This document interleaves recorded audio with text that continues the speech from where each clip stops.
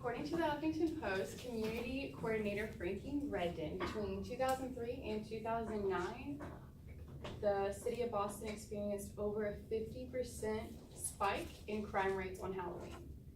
So this is relevant to us because my service learning is relevant to us because we all go to school in the same community, Little Rock, and most of us are actually residents of that same community too.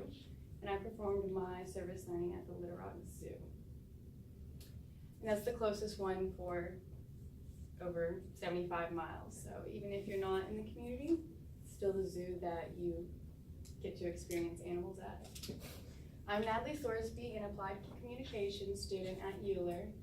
I serve my community this semester by volunteering at Boo at the Zoo, which helps the community have a safe place to celebrate American traditions like Halloween. Today I'm going to talk about what task, communication concepts, and ethical implications I performed. So moving on, I completed my volunteer services at the Little Rock Zoo. This event is important to you because Little Rock is one of the top 1% most dangerous cities in America. So things like Boo at the Zoo gives you a place to celebrate traditions in a safe place. The mission of my organization, according to Kayla Jackson and littlerockzoo.com/boo, emphasizes a few key ideas: preserving wildlife through education, conservation, and research. That also provides a safe place for the community to celebrate events and holidays.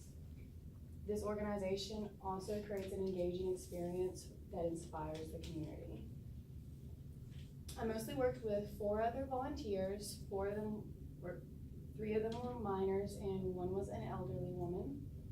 The night I volunteered was VIP night, so the families all had to be memberships at the zoo. The place was, of course, Little Rock Zoo, the s'mores stand. My task was just to lay out crackers, go ahead and put chocolate on the crackers, marshmallows. After they're roasted, stick the marshmallows. Also assemble them because some parents were busy with 3 other kids, and then there's a kid trying to burn themselves, so have to assist some of the smaller kids. Volunteers like me help the zoo keep their expenses low so admission stays inexpensive. And that way we can offer these services to just about anyone. We prepare and serve food for people among other duties I'm not familiar with. My service created memorable experiences for families. It was many kids' first s'mores, and that was really cute because they'd never seen one before, they never tried one before. And they're just like, what is it? Some of them would just be like, can I just have a marshmallow? Yeah. So moving on, there is a communication principle and 2 communication concepts that connected with my service experience. The relevant communication principle is the message sent may not be the message received. The definition, according to psychologytoday.com, is the message sent may not be the message received because it passed through a filtering system of thoughts and feelings for both the sender and the receiver. An example from my service that illustrates this principle is when I told the marshmallow roasters we should quit cooking the order. So we'd have a line of 20 people and they would holler out, who wants a burnt marshmallow? And like, who wants a regular marshmallow? And who wants a well done marshmallow? This caused lots of problems because everyone was being served out of order. Like marshmallows were getting like really bad, unedibly burned.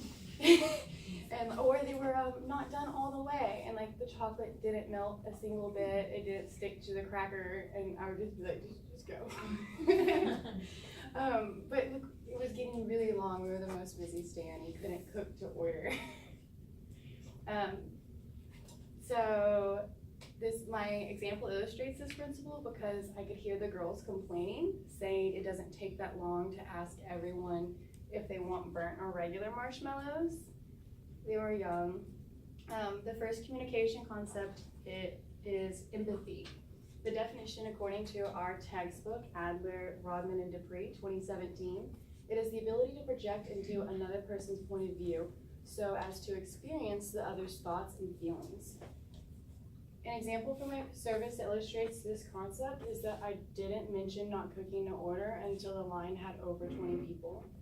I wanted to get off my feet, but I was like, no, they're having fun. But then when it started affecting the customers is when I said something. The second communication concept is pragmatic rules.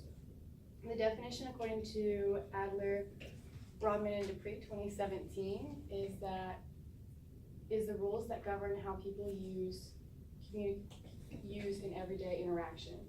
An example from my service that illustrates this concept is how when I asked the girls to quit cooking to order, I also explained why I was saying that, the long line, and I made sure to use a gentle, non-demanding voice. My example illustrates that definition because I use society's rules on communication to communicate. You can't be too bossy or no one wants to listen to what you have to say.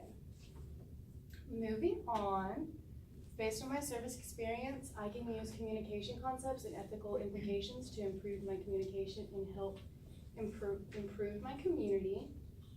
Up to 80% of businesses use social collaboration tools for enhancing business processes, according to blog.bit.ai collaboration statistics.